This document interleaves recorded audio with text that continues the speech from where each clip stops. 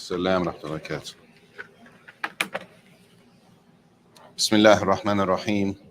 الحمد لله رب العالمين وصلى الله وسلم وبارك على نبينا محمد وعلى آله وصحبه أجمعين ما بعد. So this is class 17, which is most likely the last class from this book, The Manners of the Student of Knowledge. And it's two sections here that we're going to go through. The first one being al-hadru min al-fitan, which is being cautious of fitna, being cautious about fitna. Now the question is, what is fitna, number one, so that we all on the same page about what fitna is, which is a word we always hear, but what is fitna?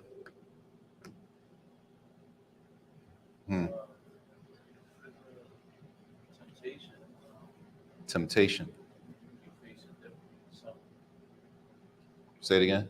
Like particular difficulty, something that can be desperate. Difficulty. Something that's bothering Something that's bothering you. you.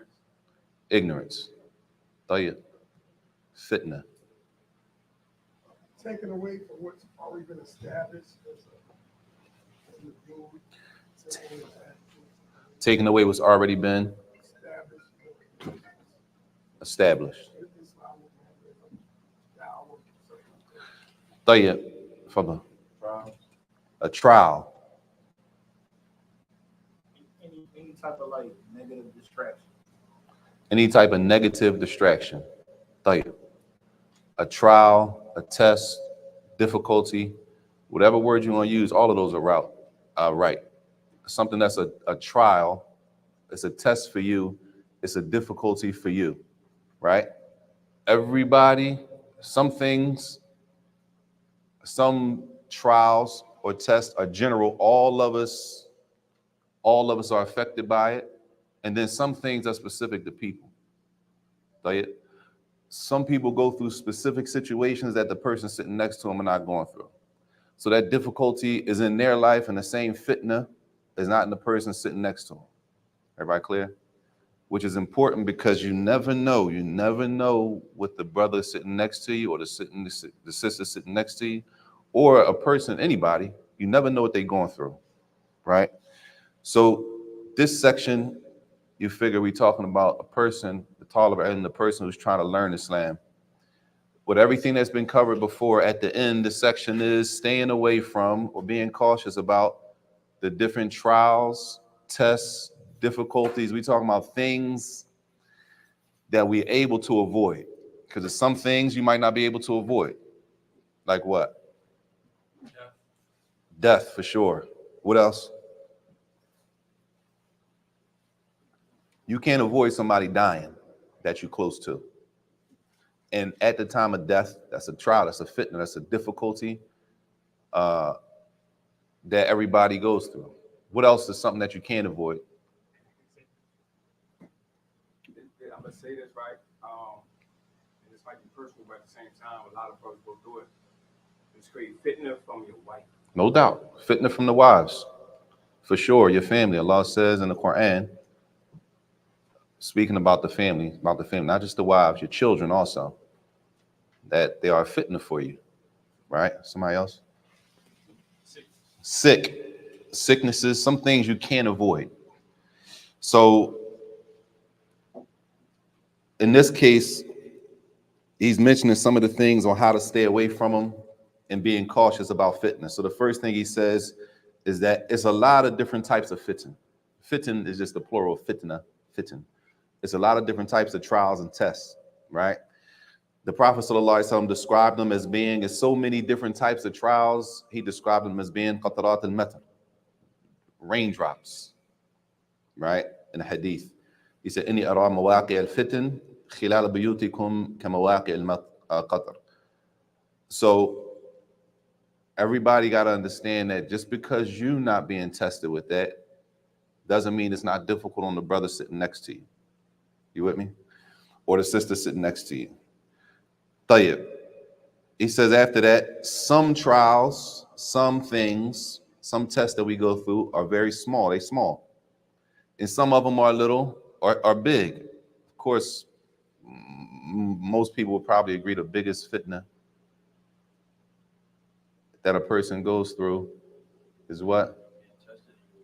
Being tested in your deen. Would everybody agree with that? The biggest difficulty that a person goes through is what? Being tested in your deen. You agree with that? I'm not saying you're right or wrong. I'm just asking. Is that one word? Everybody agree with that? Because people got some days they got high man and low man. So the biggest difficulty a person faces in their life is being tested with their deen. Because most of all affairs that lead back to that. If you tested by your wife, then you know you're going to come back to how strong you really man. Let me rephrase the question. If you tested how by death, you're going to come back to how strong you really man. You might pretty much start questioning certain things that you're not supposed to question due to certain events, and it all lead back to how strong you really man. Let me rephrase the question. Things happen in life, right? Things happen. What's the most devastating thing that happens to a person? Huh? Death. Everybody, right? And I'm not saying what she's, I'm just saying, most people gonna say death is probably one of the, where a person's iman is a serious, it's a line drawn at that point. And that's when you really test it. Death will test to see how strong your faith is. Somebody dies close to us, how we respond and carry on in life after the death is the trial. That's the test, right? Along with the other things. And there's things that are that great, and then there's things that's smaller. It's tests that we go through that are smaller than that everybody's affected by death. But there's some things that might not bother me that much, that might bother you. It might not bother you, it might bother me, right? And everybody, a person that says, that's a fitna for me, such and such. Like I heard people say, soda. Soda good for you? Soda's bad, it's not good for your health, but some people have a problem with sodas. And the person that says soda's a fitna. For me, you might not have a problem with soda. You could drink a soda and not drink a soda for a year. Some people got to drink a couple sodas a day, right? So in that case, a person to say that soda is a fitna for me. Why? Because eventually it's going to affect the person's health. So the point being is to understand when we're talking about the trial or the difficulty that sometimes these things are large, big things, and sometimes it's something small according to the person. Now, the Prophet ﷺ said in this hadith, and this hadith is an Hudhayfa radiallahu anhu, and he's talking about some of the larger difficulties or trials that a person goes through, right? Because in the previous hadith that I didn't mention, he says, وَمِنْ هُنَّ فِتٍ كَرِيَةٌ سَيْفٍ مِنْهَا صِغَارٌ وَمِنْهَا كِبَارٌ. From the different types of difficulties, some things are very small and some things are large. He says, وَمِنْهَا مَا يَمُوجُ كَمَوْجٍ. Some things, كَمَوْجِ الْبَحْرِ. Some things are very difficult times that we go through in our lives. And he brings a hadith of Hudhayfa radiallahu anhu. And Hudhayfa says, كُنَّا جُلُوسًا عند عمر رضي الله عنه. So we were all sitting with Umar ibn al-Khattab radiallahu anhu. So the question, he says, فقال, Umar asked him, أيكم يحفظ حديث رسول الله صلى الله عليه وسلم في الفتنة كما قال. He said, who from y'all memorized a statement from the Prophet sallallahu alaihi wasallam, a hadith from the Prophet sallallahu alaihi wasallam, when it comes to fitna trials, but you memorize it exactly how he said it? Who memorized something exactly how the Prophet sallallahu alaihi wasallam said it? Tayyib. Who's narrating the story, y'all? Huh? Hudhayfa radiallahu anhu. He said, we're sitting with Umar ibn al-Khattab. Umar says, radiallahu anhu, who from amongst y'all has memorized the hadith of the Prophet sallallahu alaihi wasallam just as he said it, a hadith regarding fitna, just like the Prophet sallallahu alaihi wasallam said it? Who did that? Hudhayfa says, فَقُلْتُ أَنَا. He said, I did. Everybody with me? Like, the point of this narration is that the Prophet ﷺ, he mentioned 5 things that happened, and then he mentioned 5 things to combat the fitna. All right? He mentioned 5 difficulties or trials or tests that a person goes through, and then he mentioned 5 things to combat the fitna.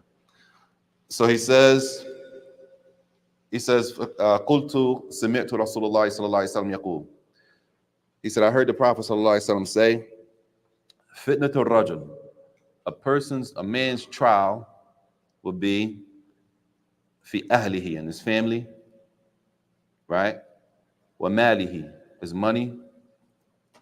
Wa nafsihi, himself. Could be his health, could be his soul, right? Wa waladihi, his children. Wa jarihi, and his neighbors. That's where the fitna, the trials fall in, right? A person to be tested with their family, right? And they say family and children. Money, a person, whether it be their health, their children, and their neighbors. He said, well, you kafiruha. And he says, what's going to offset that or help a person to fight against those 5 things when the fitna comes in those areas? He said, well, you kafiruha as-siyam, fasting. Was salat, praying. What's that meant by praying? 5 salat. No, for sure praying. Getting up at night. 5, of course, the 5 prayers, of course, because that's extra prayers. Extra prayers. Or sadaqah, giving charity, right? Wal amru bil ma'ruf, commanding the good. Wal nahyi anil munkar, and forbidding the evil. He said those 5 things will offset that. فقال عمر رضي الله عنه ليس هذا أريد إنما أريد التي تموج كالموج البحر. He said I was talking about things that are a little more serious than that. Point being that it's different avenues that we want to be tested in. It's for everybody to understand. Everybody, all of us have to understand in our lives, where is the test in my life? Because what I'm tested with, you might not be tested with. And everybody has a different test. And then some things we share. So it's on everybody to find, okay, if I'm being trialed and I'm having difficulty in this area, that's for me to recognize that, number one. I need to recognize that. And sometimes it takes somebody else pointing it out to us. We don't like when people point it out to us. But sometimes people got to point it out to us that you're not doing well in this area as a Muslim or as a person in general. And then we take that as criticism. And most people don't like to be criticized. But as for me to know, all right, this is my test, and now I need to work on fixing it. Everybody clear? Tayyib. He says here,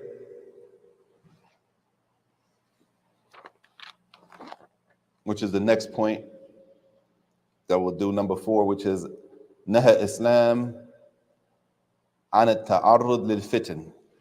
Islam has prohibited us. We are not supposed to be people who put ourselves in a position to be tested with something. You're not supposed to put yourself in a position to be in some type of difficult situation, if that makes sense. Meaning, if a person is a recovering alcoholic or recovering drug addict or recovering from anything that they want, even if it's not alcohol and drugs, just a recovering alcoholic should not be going anywhere near where? Alcohol or a bar.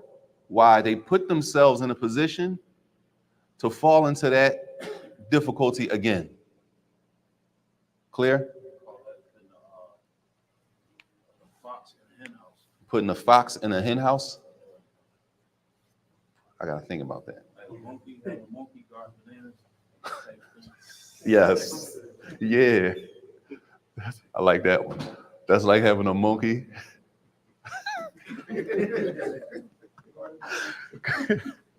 That's a good one. Yeah, that's like having a monkey guard the bananas. So you don't put yourself, he said Islam has prohibited us from putting ourselves, whatever the fitna is, Alcohol is just an example. Some people got whatever the trial is. I left that trying to be a better person, trying to be a better Muslim, right? There's no way I should put myself in a position, in an area, a place where they're going to be doing that same thing that I ran from, right? It says, "Wa Yusuf alayhi salam haraba min al-fitan." Yusuf alayhi salam, he ran in the opposite direction when the test and the trial came to him, right? Which is in Surah Yusuf, verse number 33, where Yusuf says, where Allah says, قَالَ رَبِّ السِّجْنُ أَحَبُّ إِلَيَّ مِمَّا يَدْعُونَنِي إِلَيْهِ. Yusuf said, alayhi salam, he said, "Oh Allah, prison is better for me than what they're calling me to try to do." Prison is better, Yusuf alayhi salam said. Running from, what was he running from? What fitna? The fitna, the trial of the women who were calling him to make zina with him, right? He said, prison is better for me than to go to that. Which shows, as he says here, that we're not to put ourselves in positions where I already left that trying to be a better Muslim. There's no way I'm going back there. And this we got to understand, y'all. When people do that, because sometimes people do that, right? And you don't understand the trial that they went through and how long it took them to get away from that. So you think they being extra and overboard because they won't do something. And to you, it ain't no big deal, but that wasn't your trial. That wasn't your, you ain't no testing that. Allah didn't test you with that. So to you, it's no big deal. So you might be able to deal with whatever the circumstances, but the other person like, no, I'm not going nowhere near there. And you're like, come on, man, ain't no big deal like that. We only gonna be there 10 minutes. They like, no, I can't do that. I can't go there.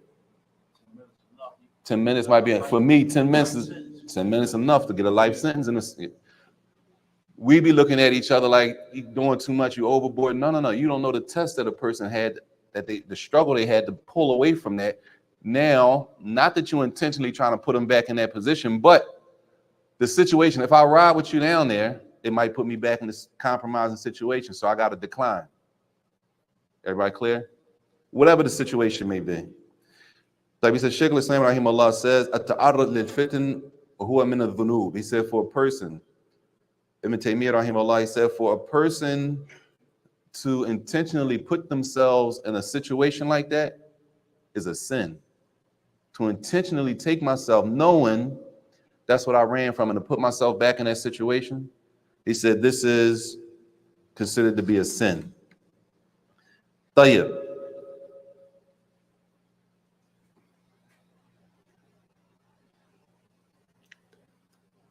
How to protect yourself from sins. Oh, I'm sorry. How to protect yourself from the fitna, from putting it, from those compromising or those dangerous situations, right? Anybody want to take a wild guess at the first thing?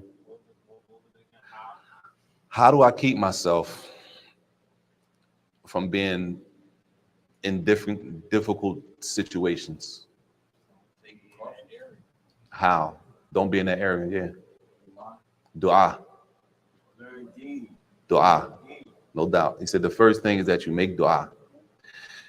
I want to be clear we understand what fitna is, y'all. I want to be clear we understand what this fitna is.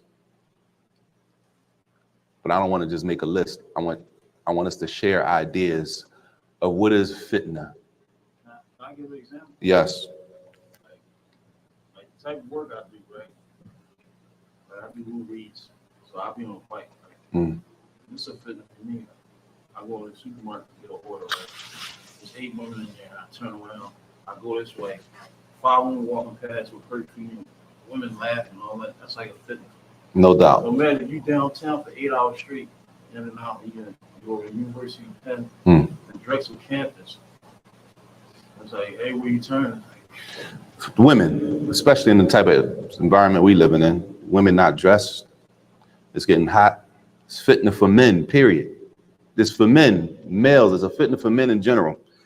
Anybody know the hadith about the biggest fitna left that the Prophet ﷺ spoke about? Nisa, women. So that's one of those things that we share. Whether we talk about it or we don't talk about it. Whether we speak about it or we don't speak about it, it's something that's shared amongst men, the fitna of women coming out, they're not dressed, and the fitna of having to deal with what we have to see every day on a daily basis. What else? Money. What you mean? What I mean, money is, well, several examples. One,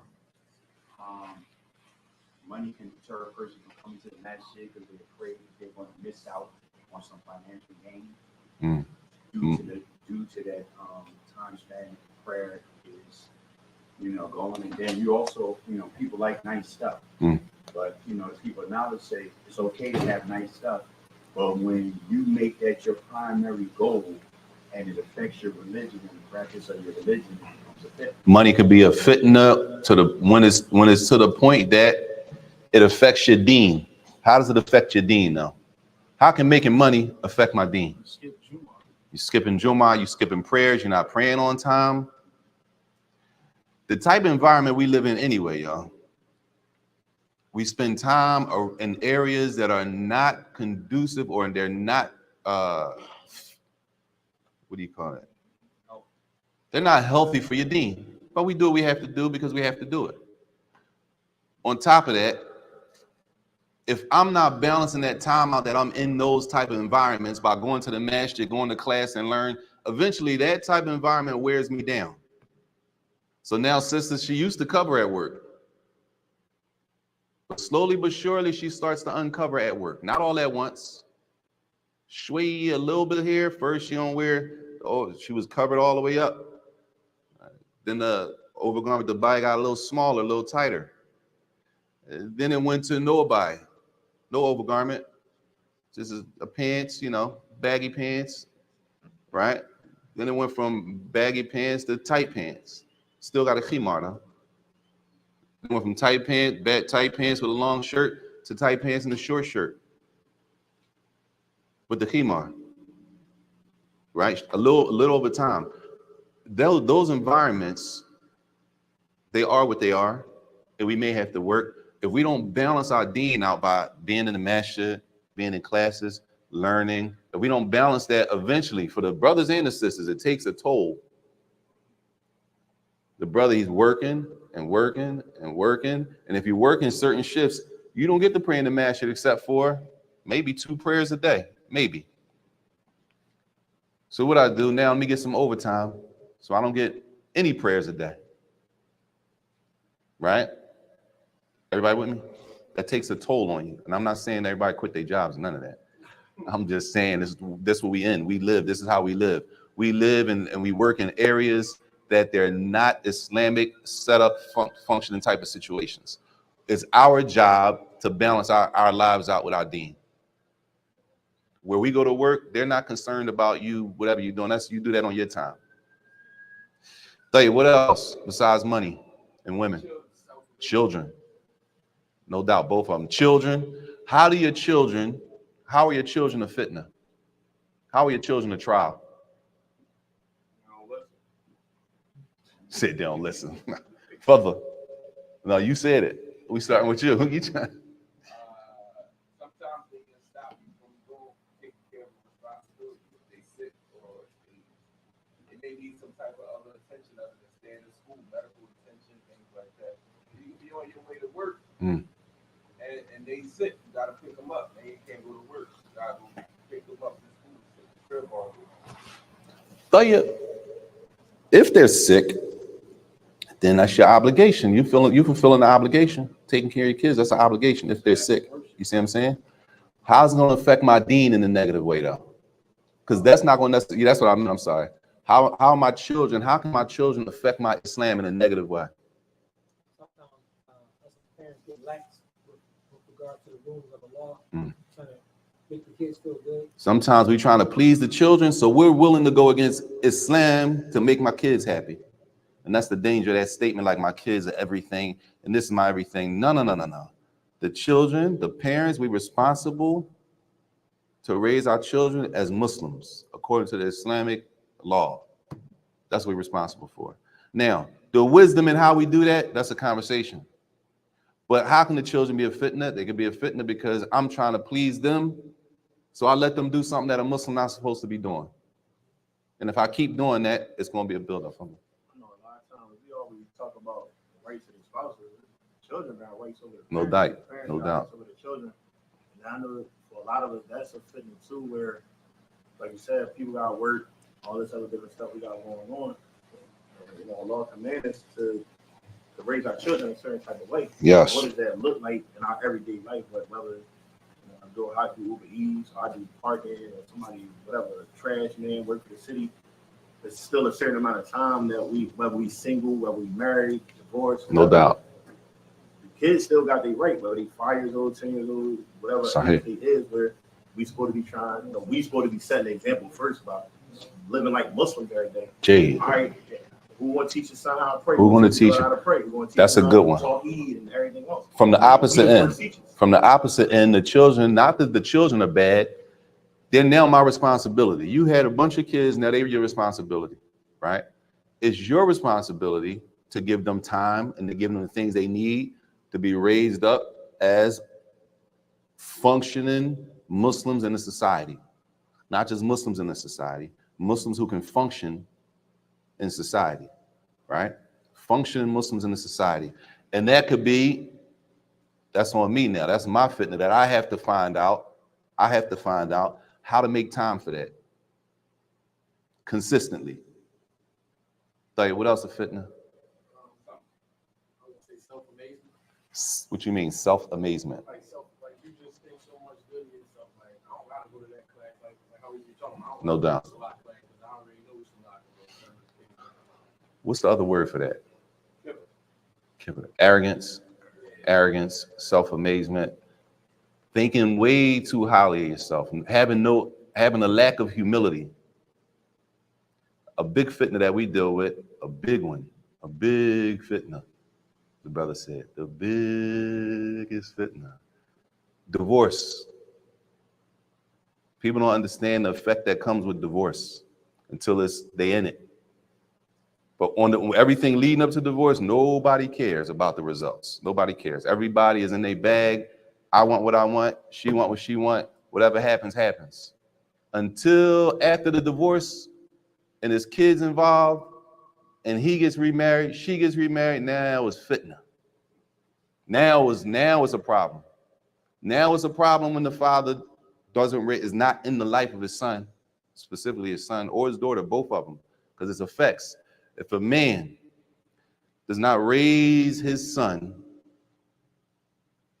that boy is going to have issues when he gets to be a teenager. It's going to come out. It's all cute when they small and he dressing them up, little thobes and stuff. All that's cute. Once they get to be in them teenage age, it's a different person. If the girl, if her father's not there, she's going to have some issues when she get older, when she start dealing with men. Another big thing is also marriage. Marriage. It's a big thing. No doubt. And these are not, if you notice, these things are not things necessarily that are bad. Marriage is khair. It's good. Children are good. Right? These are things that Islam encourages. But with those things, a person could be tested in their deen at the same time. That's why we got to be balanced. It says, al-isma min al-fitan. How do you protect yourself from these different types of trials and difficulties? It says, number one, a dua, making dua. And the Messenger sallallahu alaihi wasallam said to the Sahaba, to the companions, in this hadith, ta'awwadhu billah min al-fitan ma dhahara minha wa ma batan. He says, seek Allah's protection from the fitna, was clear from fitna and was not clear. Because sometimes you don't even know it's a problem. You put yourself in a situation, you don't even know it was that deep until it hits the fan. You see what I'm saying? He says, so seek Allah's protection from the things that are clearly a problem and from the things that's not clearly a problem. I might not know it's a problem, but if you're making dua, asking Allah to protect you from it, Allah will protect you from the things that you didn't even see were going to be a problem in the future. We call that what?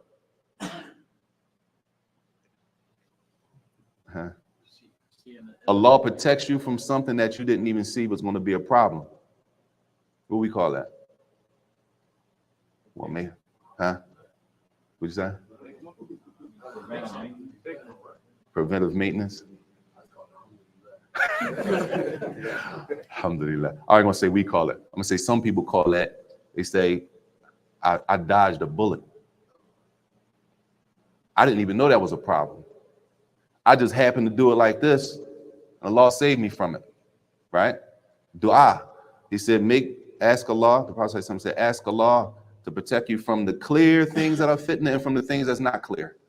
He said, so the Prophet, so the Sahaba qalu, na'udhu billah min al-fitna ma dhahra minha wa ma batan.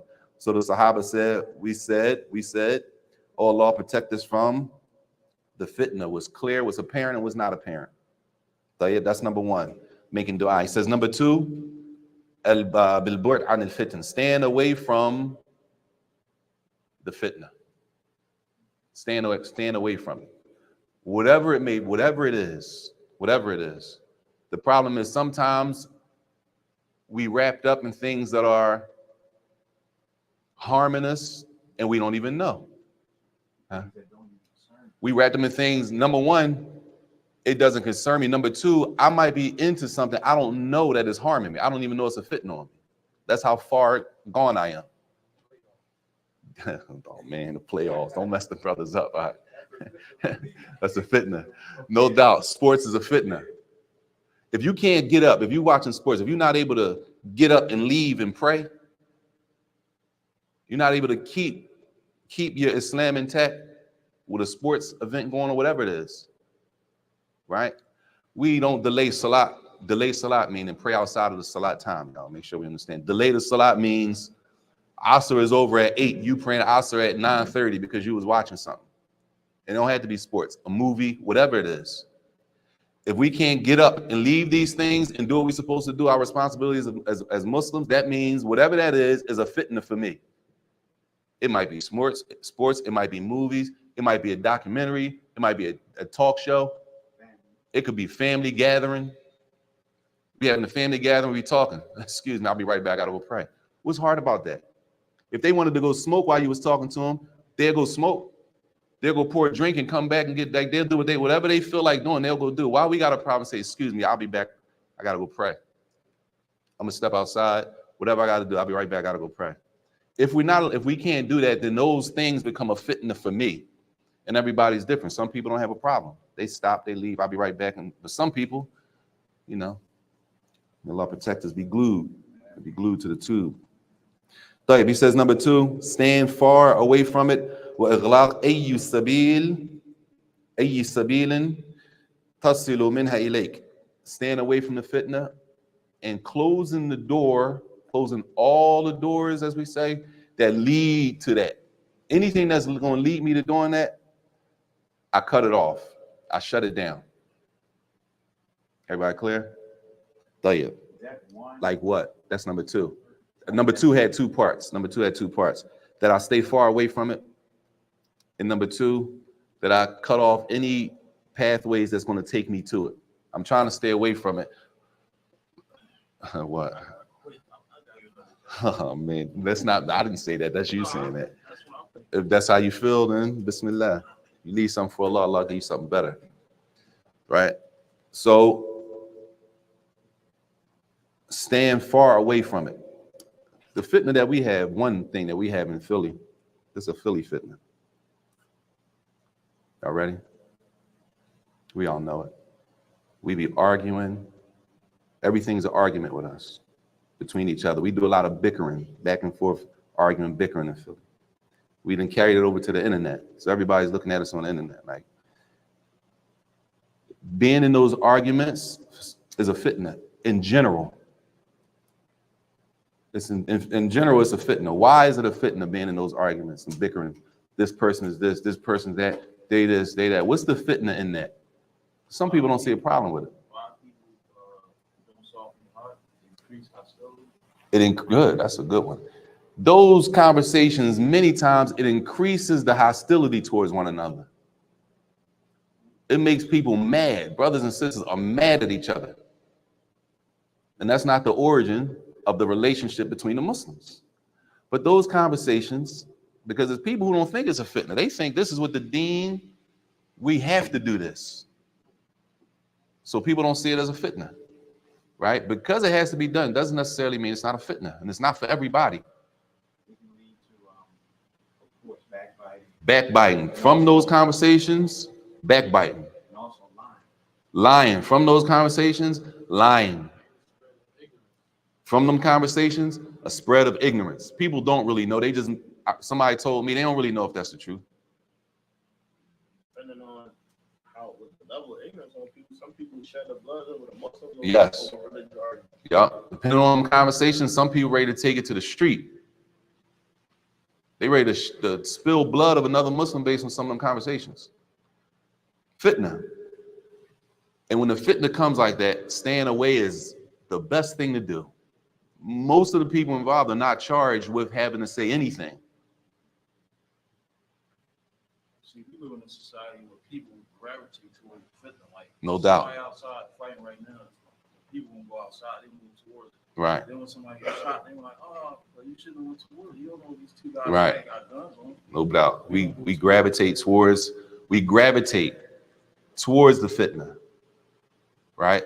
So we'll, like you said, somebody's outside fighting, we're gonna run out and see it. If they start shooting, you catch a straight bullet. Back in the day, if they start shooting, you're supposed to do what? Get low. We standing around heads in the sky looking and trying to see who's shooting. Trying to record and all that. Stay away from it. Getting far away from the fitna and closing off anything that's going to lead me to that. Taibi says, the last one, he said, filling your time up with things that's going to benefit you in the hereafter. Spending your free time, with things that's going to benefit you in the hereafter. If you had to take a guess, right? We had to estimate, just an estimation. I'm sorry. Filling your free time with things that are beneficial in the hereafter. That's going to benefit you in the next life. If you had to take a random estimation, how much free time would you say, just free time with nothing, no, absolutely no obligation tied to you? How much free time do you think in your brain, just for you, do you have a day? You asking me as an individual? Yeah, individually, Based on your schedule? based on your schedule. Me, about 3 hours. About 3? You said about 3 or 4? About 3 to 5? You know what I'm saying? Huh? How many do you think you got? Me, right. Probably got like 6. 6? Is this inside of Whatever you. or outside? Because that depends on, you got a day off and you got to put prayer in your schedule. So Prayer is part of the day. I prayed. I did all my obligations as a Muslim at this point. So, for example, right now, it is just pray Asr. I done went to work. I went to pick the kids up, went to the market. I got free time. How many of those slots do you get per day? And now add the hours up. Everybody different.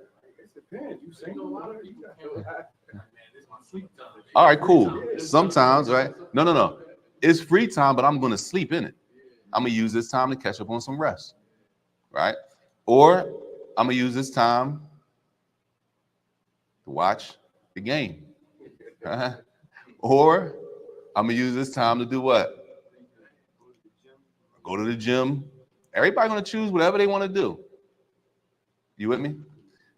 Read Quran. Whatever you're going to do, we're making the choices. We're making the choices to take that time and we fill that time up with whatever we choose to fill it up with. Right?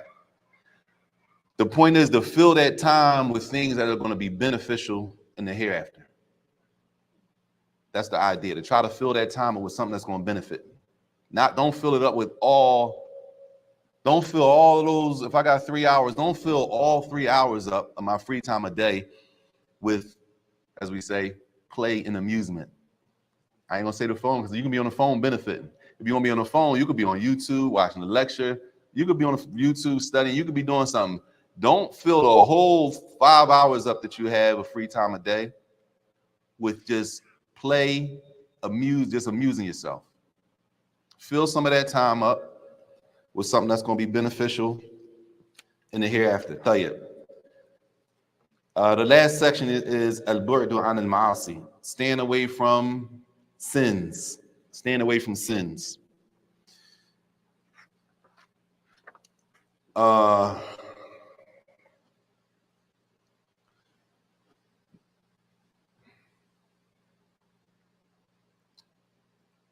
He says, number one, that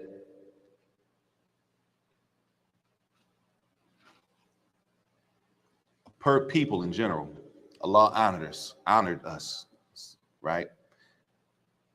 And the more a person worships Allah, the more obedience we do, right? The more worship we do, the better we are with Allah Jalla wa'ala. Tayyib. He says, وَتَسْخُرُ بِمَعْصِيَةِ اللَّهِ. And the more we disobey Allah, the lower we are. We lower ourselves in front of Allah by disobeying Allah. Right? He says, so, صاحب المعصية ذليل. The person who is constantly sinning is a person who is constantly lowering themselves. Allah protect us. I mean, طيب.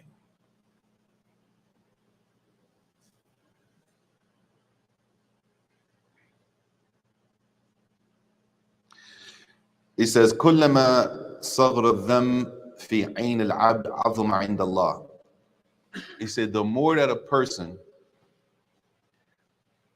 we know belittle. What's belittle? Downgrade. Huh?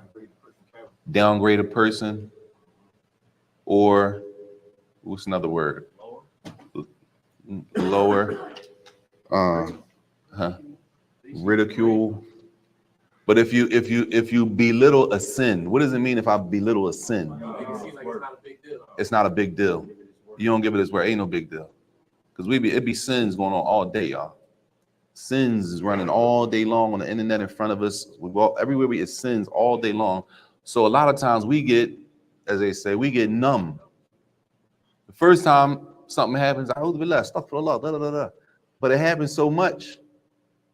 You say, man, John, that's how they be. Right? He said that every time a person, I forgot the word you said, belittle. No, what's the other one? Which is look down. Belittle a sin. Whenever you belittle a sin, you don't give it its worth. Or you treat it like it's not important, like it's no big deal. Whenever you do that to sins, that's not a big deal like that. When you treat sins like that, disobeying Allah like that, he says, whenever a person do that,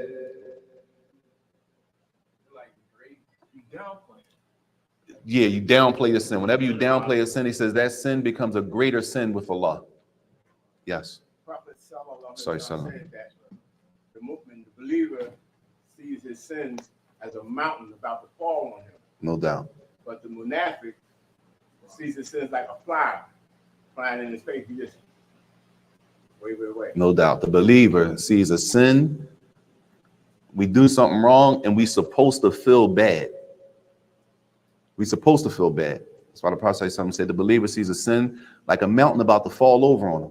Fear, feel terrible. We're not supposed to be committing sins, and we like got this thing, we got our chest poked out like ain't no big deal. It is what it is. Like a person disobeys Allah, and they got the attitude like it's no big deal.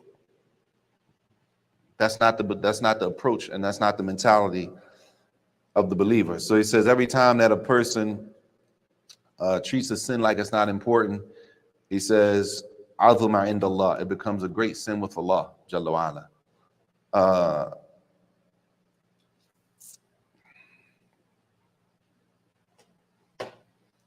We got to be careful that because the sin becomes normal, that we're not okay with it. Because something becomes normal, that doesn't mean that we should be okay with it. Everybody with me? Tayyib.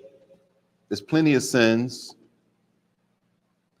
that have become normal practice now. Normal practice now.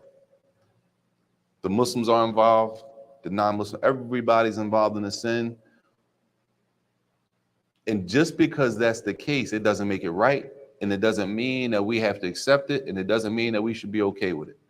Now, because I'm not okay with it, that doesn't mean everybody's going to stop doing it. People going to do what they're going to do. That's on them. But me as a Muslim, knowing that that goes against Islam, I shouldn't be okay with that. Even if everybody's doing it. Everybody clear? Like Zina, that's been going on. Zina, in case we don't know, sex outside widespread it is, and how much people, Islamically, it's not okay. We're supposed to get married. We're Muslims. We're supposed to get married. Everybody's doing it. That don't make it right. What else? Gambling, drugs, alcohol, huh? Oh man, TikTok dancing. Man, Allah forgive us, man. Music, the fitna of music, the fitna of music. We Muslim, we don't act like we don't know music, like we don't know music and the problem in the music. We don't have an argument about music, halal or haram. No, we're not going to look at the problem in the music, the message the music is promoting. All the Muslim kids, your Muslim wife in the car, Muslim kids in the car, and you got one of these rappers on talking about killing people and sex and all that, and we got Muslim kids in the car with Muslim names, and we act like that ain't no issue. Allah forgive us, man. Like for real, we honestly, we going to ride around and act like that's not an issue. So fitna, huh? Part of the culture, Jade. The culture can be wrong when it comes to deen. Yes, the culture has a part, but the culture can be facet. The culture can be wrong, right? When the culture goes against deen, the culture is wrong. It's a fitna. The music is fitna. It's fitna. When you're talking about, oh, they different. When you're talking about, yo, what the music you got on, what are they talking about? Let's just talk about what's being spoken about in the music besides drugs, zina, sex, murder, total disrespect to women, total disrespect to human people. Self-amazement, that's your joint today, self-amazement, right? The arrogance that comes, all of that. We act like none of that, Islam doesn't promote any of it. Islam is against all of that. And we're going to ride around with a whole car full of Muslim kids in it, husband, wife, all supposed, come on. Fitna, that's a fitna. That if we don't recognize it, it keep going. You can't fix a problem if you don't know it's a problem. And if I'm just saying, a person comes in, as we say, if a person comes and advises you about the music, day tripping. You overboard, you on all that, we Muslim, what we supposed to do? Huh? The haram police, may Allah protect us. I don't know who came up with that. But you don't want to, like, what's a haram cop? Haram police. Like the problem with statements like that is that the Prophet, Allah Jalla wa Ala mentioned in the Quran about commanding the good and forbidding the evil. You want to mock it? You trying to make a mockery of people who command the good and forbidden the evil? That's the problem with that kind of stuff. You calling somebody the haram police, right? But Allah praised the people in the Quran who command the good and forbid the evil. Command the good and forbid the evil, that's part of our deen. Are you trying to mock what Allah and His Messenger sallallahu alaihi wasallam mentioned in our deen? Haram police? Now, for the fact that I'm saying that, I'm overboard. You see what I'm saying? Oh, ain't you going too deep? Ain't no too deep. We Quran Sunnah and shit. Quran Sunnah. Anything that go against it, it don't matter. All of us are held to that standard. Just like how you said that flag off sins and stuff. I think people flag off the shaitan. Like they don't show how serious it is. No doubt. You know what I'm saying? How much we're Sahih.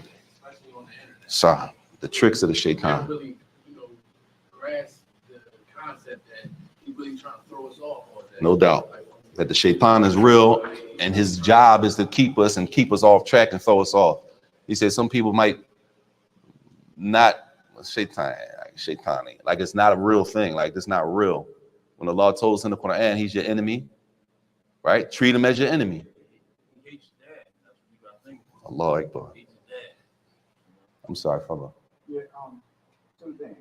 The first thing you just said about enjoying the good and forbidden, isn't that I don't know if it's the right word, a condition, because you know better than me. Doesn't Allah subhanahu wa ta'ala say that you're the best nation raised up for mankind? Yes. Because you enjoy Yes. That's what Allah said. You're the best generation raised up for mankind in the Quran because you enjoying the good, forbid the evil.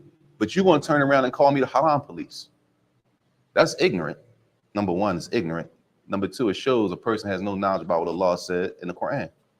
And then the problem with that is, y'all, we'll take that and spread it, and we're going to take it and go call somebody else that. We got to be careful not to make istihza of the deen, which is mockery. Making istihza of the deen is mockery. And we got to be careful because mockery of the deen is a type of kufr, type of disbelief. So we got to be careful when we coming up them type of terms and stuff like that. But the fact that I said that, I'm overboard and extreme. But when Allah says it in the Quran about istihza, right? The story about the Sahaba and they make istihza. What are we going to say about the verse? If I didn't say it, if you read the verse, what you going to say about the verse? Take me out of it. The verse and the story with the companions about making istihza. And he said, we were just playing and we were just joking. What's the term? As we say, we just passing time. It was a joke. We were just joking. We been. No, we just been. It wasn't on that deep. No, don't make it stizab our deen. It's our deen. Don't play with this. It's a bunch of stuff you could joke about. Why are you gonna bring them into this? This is sacred. This is nowhere to be joking like that. This is not Quran and Sunnah. This is a sacred sanctuary. Don't joke with these, with this. You can find plenty of stuff to joke about, but not that. He said after that a sin ليس مقتصرا على فعل المعصية فحسب بل إن التقصير في أداء الواجب من جملة المآثم. A sin is not just disobedience, right? He says when a person does a sin, and he mentions the statement of Shaykh Islam Taymiyya rahimahullah. He says a sin is two things that happens when a person commits a sin. Fara'an. Number one, a person leaves off an obligation and they do something haram when they sin. They left off an obligation and at the same time they did something haram. It's obligatory to what? Obey Allah. So when a person sins, they left the obligation of obeying Allah and at the same time they did something haram. That makes sense? At the same time. Fara'an. He said, وَالْمَعَاصِي فَرْعَانِ تَرْكُ الْوَاجِبِ وَفِعْلُ مَعْصِيَةٍ. وَفِعْلُ مُحَرَّمٍ. And doing something that is haram. He says, فَمَنْ تَرَكَ أَدَاءَ الْوَاجِبِ مَعَ الْقُدْرَةِ عَلَيْهِ فَهُوَ عَاصٍ. He says, so whoever leaves off an obligation, whoever doesn't do what they're obligated to do as a Muslim, right? And they have the ability to do it, then this person is a sinner in that case. For example, what's an example of a person, they don't do what's obligatory and they have the ability to do it? An example of a person not doing the obligation with the ability. They can do it, they just don't do it. Pay the zakat. They got the money been set. They meet all the requirements, the obligations, conditions for zakat, and they don't pay it.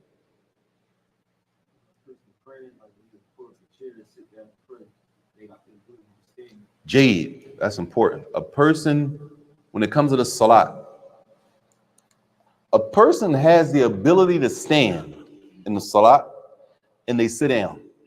Is it permissible to sit down and pray? With conditions. There got to be conditions. It is permissible according to who we're talking to. What's the situation? If you walked in the masjid, Sheikh Abdul Razak said this one time. He was talking about a person walked in the masjid, they walked all around, they walked over, grabbed a chair, and then when it came time to pray, they sat down.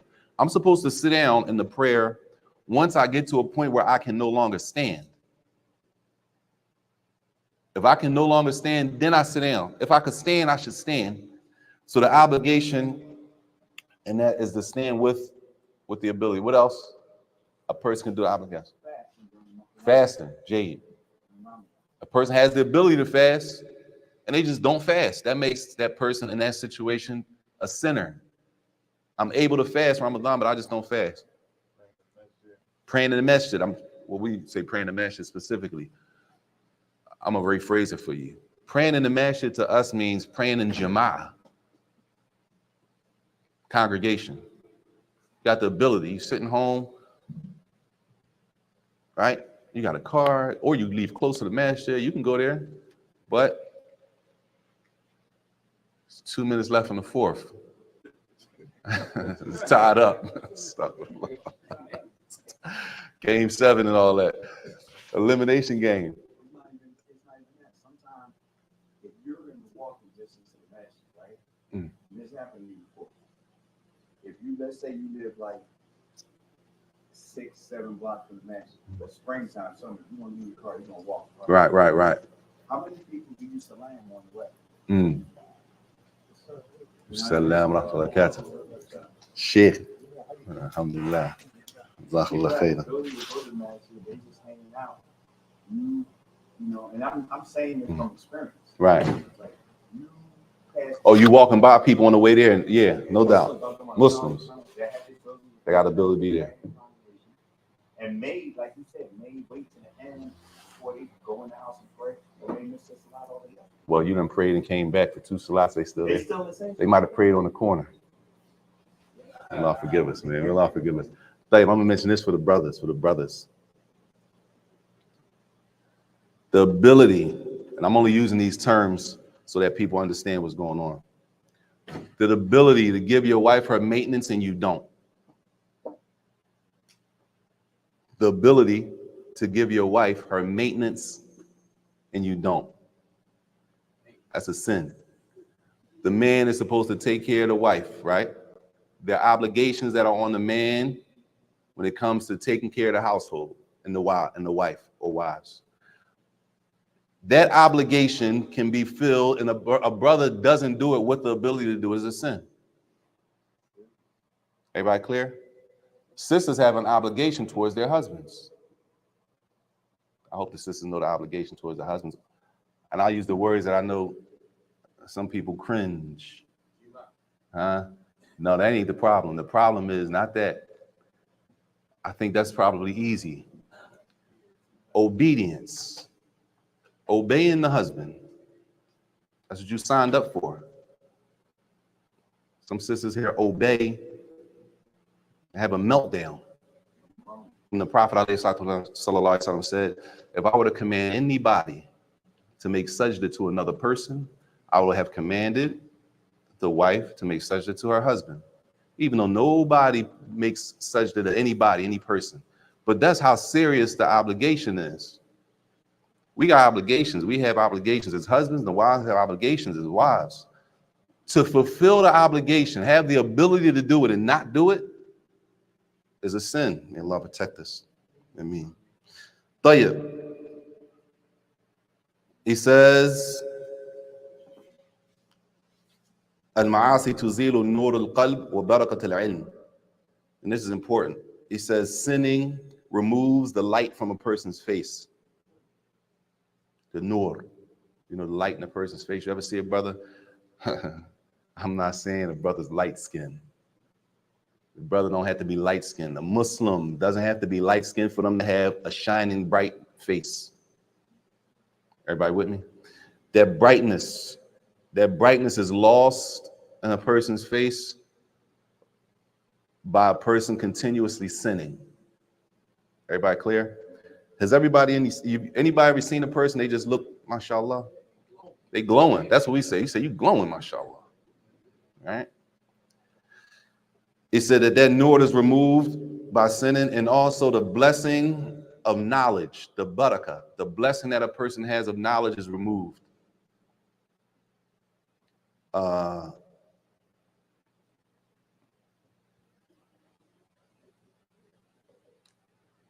It's a famous statement by Imam Shafi, rahimahullah. Poetry he wrote when he said he complained to his sheikh, Waqir, Su Hifli, for Arshadini la Taqma'asi. He said, I complained to my sheikh, which his name was Waqir. Waqir is the sheikh of Imam Shafi, rahimahullah. So he said he complained to Waqir about his weak memory, his bad memory. So his teacher told him to stay away from sinning. He said, because ilm nur, because knowledge is a light from Allah, and Allah is not going to give that light to a person who's sinning. So he told him to stay away from sinning. And Imam Shafi'i, rahimahullah, was known to have, like, in our terms, almost like a photographic memory. Imam Shafi'i, rahimahullah. So when he complained about his bad memory, for us, it'd be hard to memorize.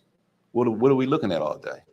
What are we listening to all day? What are we talking about all day? And then we turn around and say, I can't memorize Allah's book. This knowledge is light, al-nur. Why would Allah give you that light? Why would he give it to us if we're not doing the things that we need to be doing? We're doing the things that will put the light out, as they say. Don't put the light out, as he was told. Don't put the light, I forget who said it. He said, don't put the light of Allah out by sinning. Yes. Say that to Imam Shafi. Sahih. Imam Malik said it. Sahih. Imam Malik, he saw how sharp Imam Shafi was, rahimahullah. In his intelligence, he was sharp, Imam Shafi, rahimahullah. Imam Malik told him, don't put that light out, that light of knowledge, don't put it out by sinning. Don't extinguish the light with sin. Allahumma musta'an. طيب. He says, أثر الذنوب قد يظهر على من تحت يد العاصي. He said the effect of sins could, as we say, spill over and affect people that we're responsible for. My sin could affect the people in my household. Everybody clear?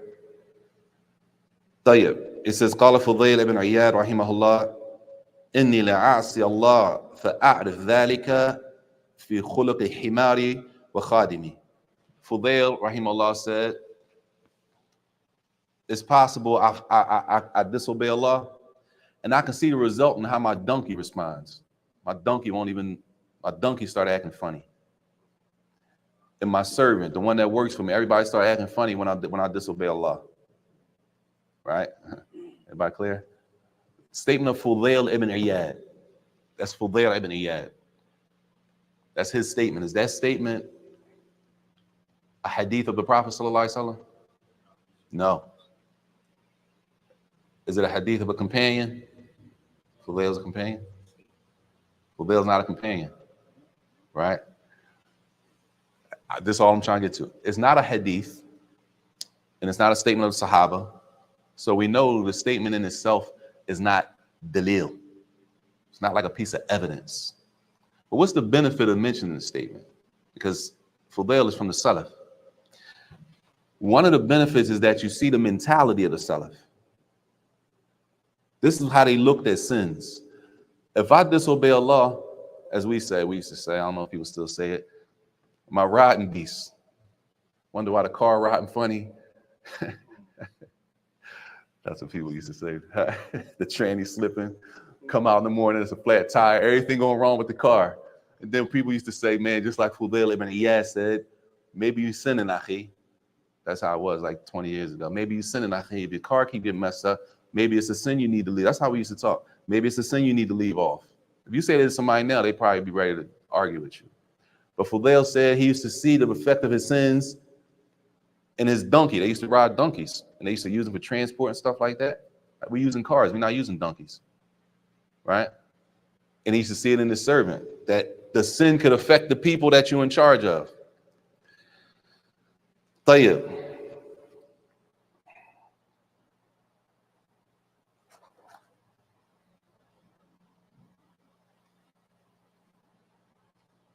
It says here, توهم بعض الناس في أمر الذم إذ لم يروا تأثيره في الحال فقد تأخروا تأثيره. He says some people وينسون أنه من أثر الذم. Some people, they think that, for example, if they don't see any effect from the sin immediately, they don't think it's possible that the effect of the sin could come later. They don't see no effect of the sin right now. So then we do what? We forget about the sin. And then the effect pops up later on.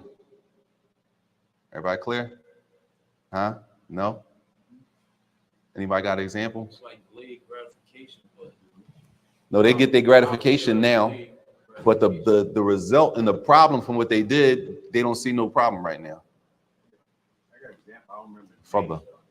But in Sheikh Raslan's book, he said he brings an example of that same category like that with sin, where he said one of the students from the cellar, he said he looked at something that was inappropriate. Hey, now. And his teacher saw him, and he said, "Young man," he said, if not for a while, you're going to see the effects of that sin." So he said, he kept waiting and waiting and waiting and waiting. He said he never saw, nothing happened. Nothing ever happened. He said some years later, he went to sleep thinking about it, only to wake up to find out that he had lost the memorization of the whole Quran. Hey, stuck for the love. We wonder why we be forgetting ayat. We memorize verses and can't remember them. I used to know that surah, let alone the sin of forgetting the Quran. But I used to know that surah. I used to know that. I used to know that. And that's the next one, which is min uqubat al-ma'siyah nisyan al-ilm. From the punishments of disobedience, disobeying Allah, is forgetting the knowledge that you used to know. That's the very next point. I used to know that. I remember reading that. Can't remember anything. You can remember very little, right? Based on sinning. Shaykh al-Islam rahimahullah said, for this reason, qila. He said, this is why it said, inna min thawab al-hasana ba'daha. The reward for doing a good deed is that another good deed comes after that. Another good deed comes after that. وَمِنْ عُقُوبَةِ السَّيِّئَةِ سَيِّئَةَ بَعْدَهَا. And from the punishments of doing a bad deed, a sin, is that more sins follow up. More sins follow. نِسْيَانَ الْعِلْمِ.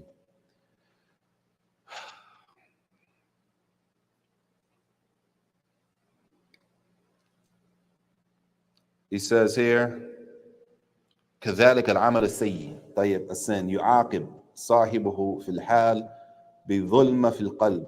He said also when a person does a sin, the punishment is that there's a black dot placed on the heart, right? وقسوة وضيق في صدره. And as they say, the heart becomes hard, a hard heart. What does it mean to have a hard heart though? Be mean, person's mean, hard heart. No softness. They're not allowed to be, they won't, no gentleness, no leniency. You can't tell good from good, you can't tell bad from bad. Being able to establish between right and wrong. Use the ability to be able to differentiate between what's right and what's wrong. Right? Refusal to be soft and kind to people from sinning. طيب. It says, وَالنِّفَاقِ. All of this from sins. Hypocrisy. Right? And this is the point. He mentioned this for this part. وَالنِّسْيَانِ مَا تَعَلَّمُهُ. And forgetting what they learned. Forgetting what they learned. He said, وَانْسِدَادْ بَابِ الْعِلْمِ بَابْ عِلْمٍ كَانَ يَطْلُبُهُ. He said, and from the effect of sins is that a person was trying to learn a certain thing, and the pathway to trying to learn that thing was shut off.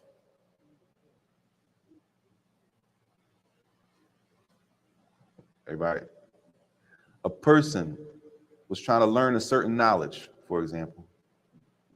But due to the sins, the access that they had to that knowledge was closed off, and they can no longer get the knowledge. That person can no longer get it. Maybe other people can get it, but that person no longer is able to get to that knowledge.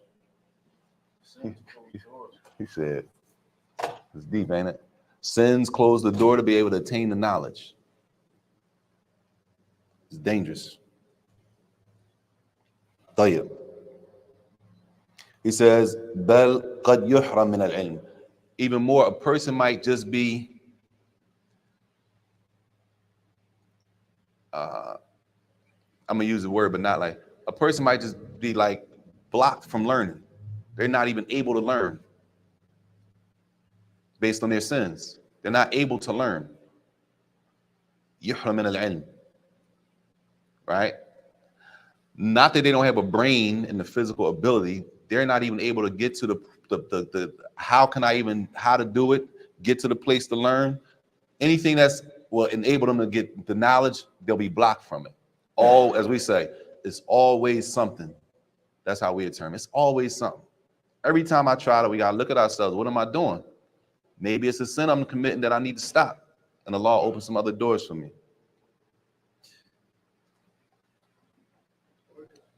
From the, like a person sitting in the class, and like you said, their heart's so hard that they don't even no doubt. understand nothing that was being said. No doubt. Left with no benefit. Sahih. A person could be in the class or in the Jummah, and the heart is so hard from sinning, they can't even digest it.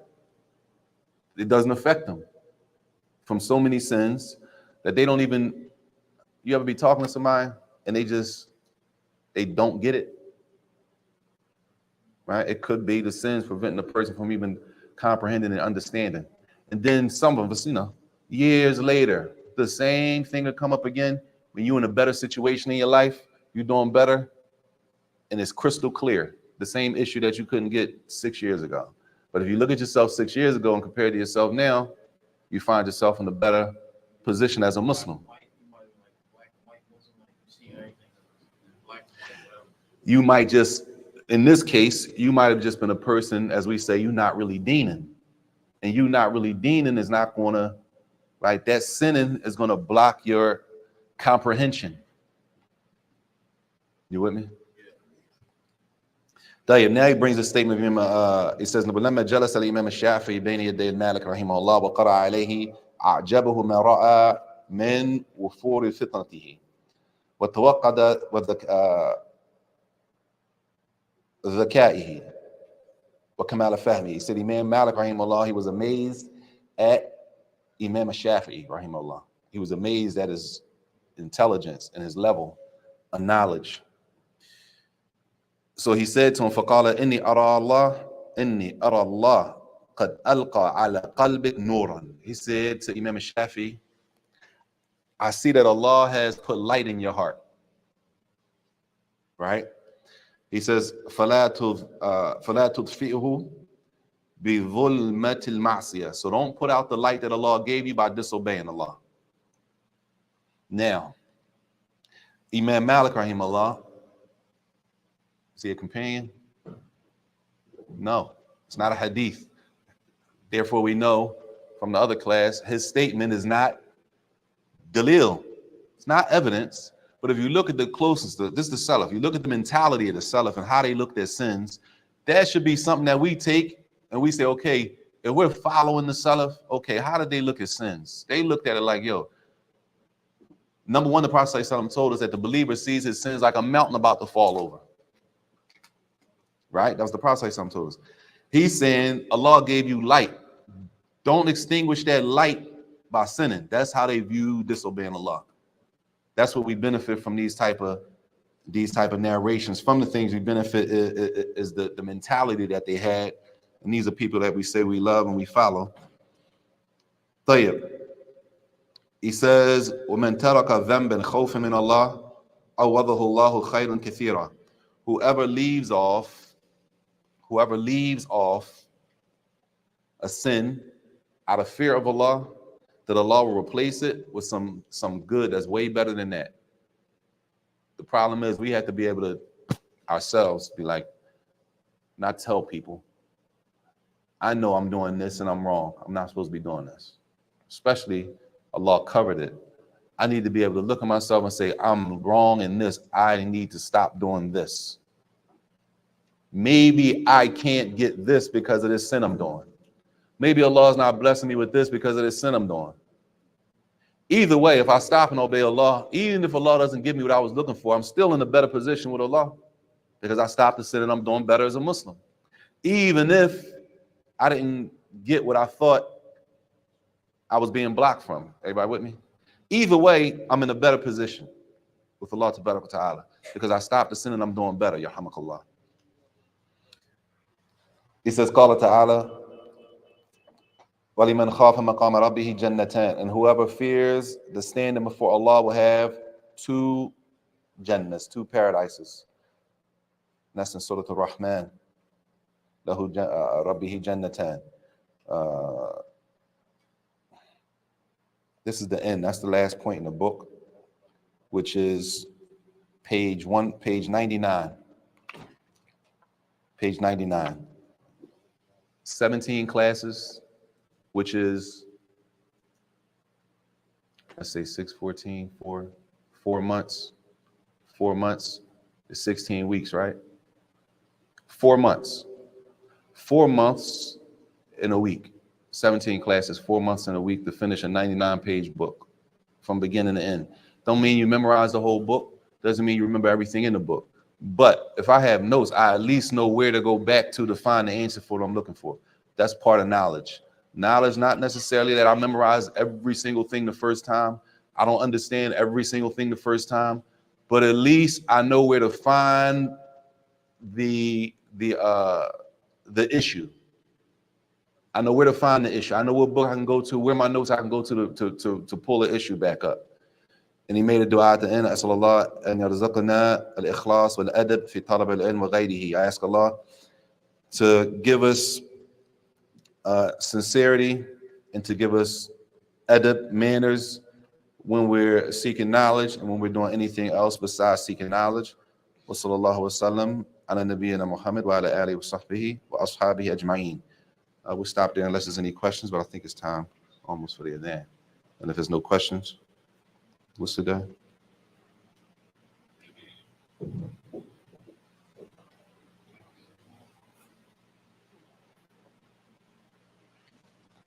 Khalas. Juma homework. What's the Juma homework? Juma homework. You asked for the 7 people. Yes, who are they? Aisha. The 7 fuqaha. Memorize the hadith. Yeah. Abu Huraira. Abu Huraira, Ibn Abbas, Ibn Umar. Ibn Umar, Jabir ibn Abdullah. Jabir ibn Abdullah, Anas ibn Malik. Anas ibn Malik, Saeed. Abu Saeed al-Khudri. Abu Sa'id al-Khudri, and Aisha. That's who she's mentioned with the 7 from the Sahaba when it comes to knowledge. That's major. Radiyallahu anhum ajma'in. Sallallahu alaihi wa sallam. Muhammad wa alihi wa sahbihi wa sallam.